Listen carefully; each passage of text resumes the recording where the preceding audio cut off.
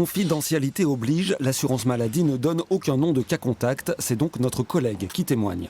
Iban Carpentier est journaliste et il chante dans un groupe de rock où un musicien a été testé positif. L'assurance maladie l'a contacté pour lui demander de s'isoler. J'étais en contact pendant 3 heures à 50 cm d'écart, sans masque.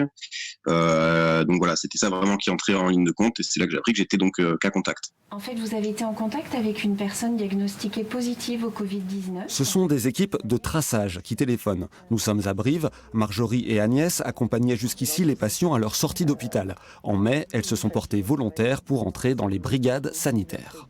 On nous a demandé si nous étions volontaires à la sortie du confinement, donc on était vraiment... Alors on n'entendait que ça. Il y a une vraie volonté, oui, de venir en aide. Il y a des grilles de questions pour déterminer qui est cas contact, un échange sans masque, sans distance pendant un certain temps. Donc ça veut dire que aussi bien vous que votre époux, vous allez devoir porter le masque entre vous à la maison. Hein. Il y a aussi parfois de vraies enquêtes car ce sont les patients testés positifs qui doivent donner le nom des personnes qu'ils ont pu contaminer.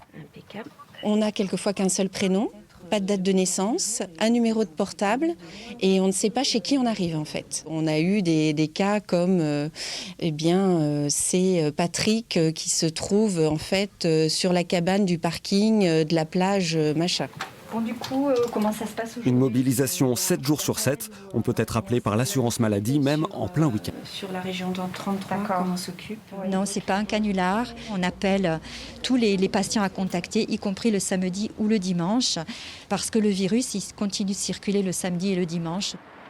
Le nombre de traceurs évolue selon la situation épidémique. Le dispositif est mutualisé en France. Le Limousin a même soutenu la Guyane cet été. Vous étiez à quelle distance l'un de l'autre ? Nous sommes à Limoges, Fabienne est infirmière. Aujourd'hui, elle doit faire de la pédagogie pour convaincre de se faire tester à 2 reprises et de s'isoler 14 jours. Une mission marquante. Oui. Chaque appel est un appel nouveau, avec des histoires nouvelles, avec des gens qui sont plus ou moins anxieux. Donc qui peuvent aussi transmettre une certaine charge émotionnelle. Et nous ne sommes pas des machines en face. Aux contraintes pour les personnes s'ajoute un coût financier collectif très lourd avec de nombreux arrêts de travail délivrés. Alors pour éviter d'être appelé, il faut éviter d'être cas contact.